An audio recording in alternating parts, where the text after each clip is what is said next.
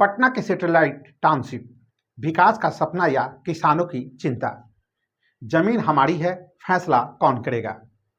पटना बिहार की राजधानी, तेजी से बढ़ता शहर, नई सड़कें, नए फ्लाईओवर, नई कॉलोनियां और विकास के नए दावे।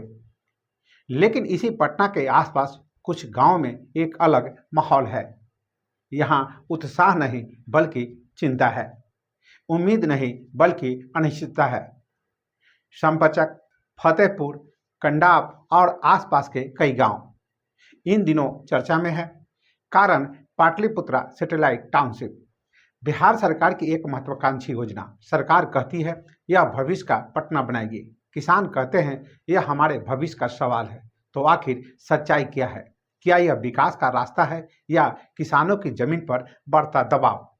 आज हम इसी सवाल का विश्लेषण करेंगे। नमस्कार, आप देख रहे हैं न्यूज ईरा और मैं हूं आपके साथ विपिन। पहला, पटना को आखिर विस्तार की जरूरत क्यों?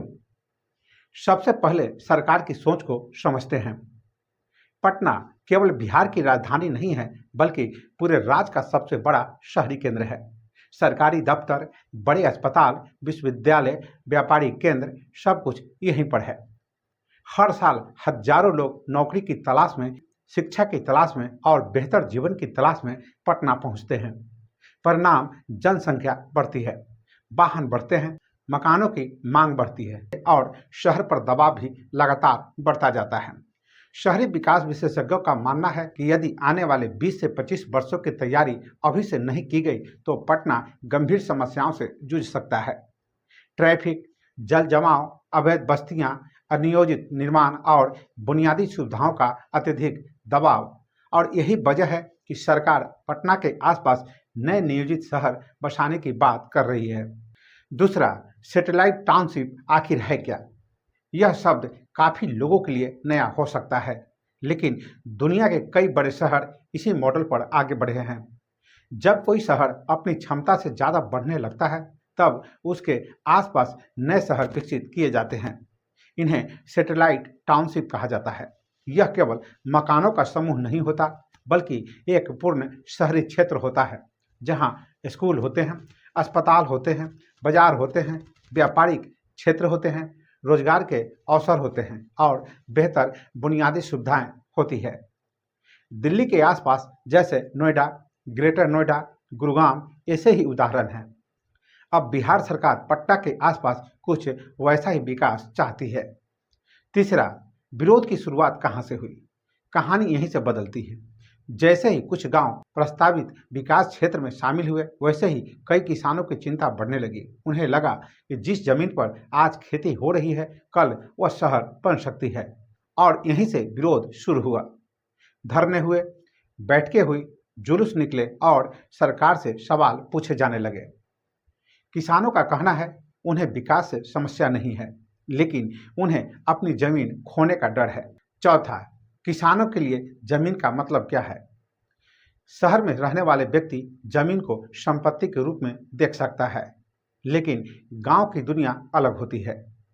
किसान के लिए जमीन केवल जमीन नहीं होती, यह रोजगार होती है, यह सम्मान होती है, यह पहचान होती है, यह सुरक्षा होती है और यह भविष्य होती है।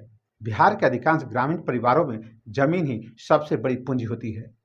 यही बच्चों की पढ़ाई कराती है, यही बीमारी के समय सहारा बनती है, यही शादी विवाह का खर्च उठाती है, यही बुढ़ापे की गारंटी होती है। इसीलिए जब जमीन से जुड़ी कोई योजना आती है तो चिंता होना स्वाभाविक है।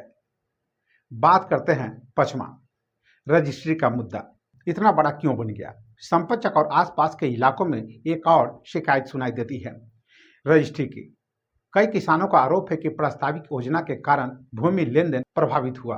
कुछ लोग बेटी की शादी के लिए जमीन बेचना चाहते थे, कुछ इलाज के लिए पैसा जुटाना चाहते थे, कुछ व्यवसाय शुरू करना चाहते थे, लेकिन अनिश्चितता ने कई लोगों को परेशान किया। यहीं से आर्थिक चिंता भी विरोध का हिस्सा बन गई। छठा, सरकार का पक्ष क्या है? अब सरकार की दलील भी समझते हैं। सरकार का कहना है यह पारंपरिक भूमि अधिग्रहण नहीं है, यह लैंड पूलिंग मॉडल है, यानी जमीन मालिक योजना के भागीदार बनेंगे। सरकार का दावा है कि विकसित होने के बाद जमीन का मूल्य कई गुना बढ़ सकता है। सड़कें बनेगी, ड्रेनेज बनेगा, व्यावसायिक गतिविधियां बढ़ेगी और स्थानीय लोगों को भी लाभ होगा। सरकार के अनुसार यह किसानों के खिलाफ नहीं है, बल्कि किसानों को विकास में साझेदार बनाने का प्रयास है। 7वां, 55 और 45 मॉडल पर विवाद क्यों? सबसे ज्यादा चर्चा 55 और 45 मॉडल को लेकर है। सरकार का कहना है कि विकसित भूमि का बड़ा हिस्सा भूमि मालिकों को वापस मिलेगा, लेकिन कई किसान सवाल पूछ रहे हैं, क्या वापस मिलने वाली जमीन उसी स्थान पर होगी? क्या उसका मूल्य वास्तव में बढ़ेगा? क्या छोटे किसान बड़े किसानों जितना लाभ पाएंगे? क्या विकास समय पर पूरा होगा? इन सवालों का स्पष्ट उत्तर न मिलना अविश्वास बढ़ा रहा है। बात 8वां, क्या किसानों का डर जायज है? इस सवाल का सीधा जवाब आसान नहीं है, क्योंकि दोनों पक्षों की बातों में कुछ न कुछ तथ्य मौजूद हैं। किसानों की चिंता भी वास्तविक है और शहर के विस्तार की जरूरत भी वास्तविक है। किसानों को डर है कि एक बार जमीन का स्वरूप बदल गया तो खेती हमेशा के लिए खत्म हो सकती है। दूसरी तरफ सरकार का तर्क है कि बिना विस्तार के भविष्य का पटना अव्यवस्थित हो सकता है। 9वां, दूसरे राज्यों के अनुभव क्या कहता है? जैसे बात करते हैं गुजरात, हरियाणा, आंध्र प्रदेश और महाराष्ट्र। इन राज्यों में लैंड पूलिंग मॉडल अपनाया गया। कुछ जगह किसानों को लाभ मिला, जमीन की कीमत बढ़ी, व्यापार बढ़ा, नई नौकरियां आई, लेकिन कुछ परियोजनाओं में विवाद भी हुए, देरी भी हुई और कई लोगों को उम्मीद के मुताबिक लाभ नहीं मिला। यही कारण है कि बिहार के किसान लिखित गारंटी चाहते हैं। 10वां, समाधान क्या हो सकता है? विशेषज्ञ मानते हैं कि सबसे बड़ा समाधान संवाद है। खुली बातचीत, पूर्ण पारदर्शिता और कानूनी गारंटी। यदि किसानों को स्पष्ट जानकारी मिले, यदि उनकी सहमति को महत्व मिले, यदि रोजगार और पुनर्वास की मजबूत योजना बने, तो अविश्वास कम हो सकता है। किसानों का यह विवाद केवल जमीन का विवाद नहीं है, यह विकास और विश्वास के बीच का संघर्ष है। एक तरफ बढ़ता हुआ पटना है, दूसरी तरफ खेती पर निर्भर हजारों परिवार हैं। सरकार भविष्य का शहर बनाना चाहती है, किसान अपना भविष्य सुरक्षित रखना चाहते हैं। दोनों की चिंताएं वास्तविक है और यही वजह है कि यह मुद्दा सिर्फ जमीन का नहीं, बल्कि बिहार के विकास मॉडल की परीक्षा भी है। सबसे बड़ा सवाल अभी भी वही है, क्या ऐसा रास्ता निकलेगा जहां शहर भी बढ़े और किसान भी सुरक्षित रहें, या यह विवाद आने वाले दिनों में और बड़ा रूप लेगा? फैसला आने वाले समय करेगा। फिलहाल इस विश्लेषण में इतना ही। वीडियो को लाइक और शेयर करें, चैनल को सब्सक्राइब और फॉलो करें, साथ ही अपनी प्रतिक्रिया कमेंट बॉक्स में देना न भूलें। नमस्कार।